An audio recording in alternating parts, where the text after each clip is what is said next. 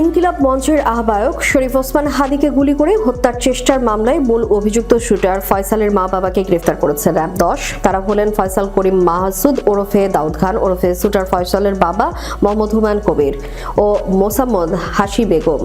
মঙ্গলবার রাতে র্যাবের লিগ্যাল অ্যান্ড মিডিয়া উইং এর পরিচালক উইং কমান্ডার এম ইস্তেখাব চৌধুরী এই তথ্য জানান। তিনি বলেন, মঙ্গলবার ভোর 5:30টায় র‍্যাব 10-এর একটি দল গোয়েন্দা তথ্য বিশ্লেষণ ও আধুনিক প্রযুক্তি সহায়তায় ঢাকা জেলার দক্ষিণ কেরানীগঞ্জ থানার হাসনাবাদ উইংসে বিশেষ অভিযান পরিচালনা করে।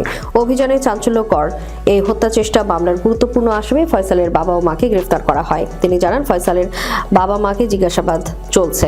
জিজ্ঞাসাবাদ শেষে থানা পুলিশের কাছে হস্তান্তর করা হবে। এর আগে ফয়সালের স্ত্রী বান্ধবী শালক হামলায় ব্যবহৃত মোটরসাইকেলের মালিক সন্দেহে একজন সহযোগী কবির ও তাকে পাচারের সহায়তায় অভিযোগে সীমান্ত থেকে দুজনকে গ্রেফতার করা হয়।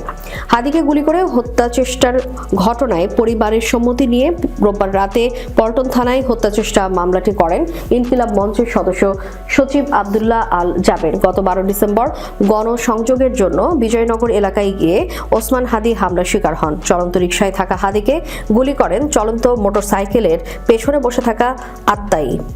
গুলিটি লাগে হাদির মাথায়। গুরুতর আহত হাদিকে দ্রুত ঢাকা মেডিকেল কলেজ হাসপাতালে নিয়ে অস্ত্রোপচার করার পর রাতে তাকে ঢাকা রেফার কেয়ার হাসপাতালে ভর্তি করা হয়। তার অবস্থা অত্যন্ত আশঙ্কাজনক বলে চিকিৎসকরা জানিয়েছেন। সোমবার দুপুরে এয়ার অ্যাম্বুলেন্সে করে হাদিকে নেওয়া হয় সিঙ্গাপুরে।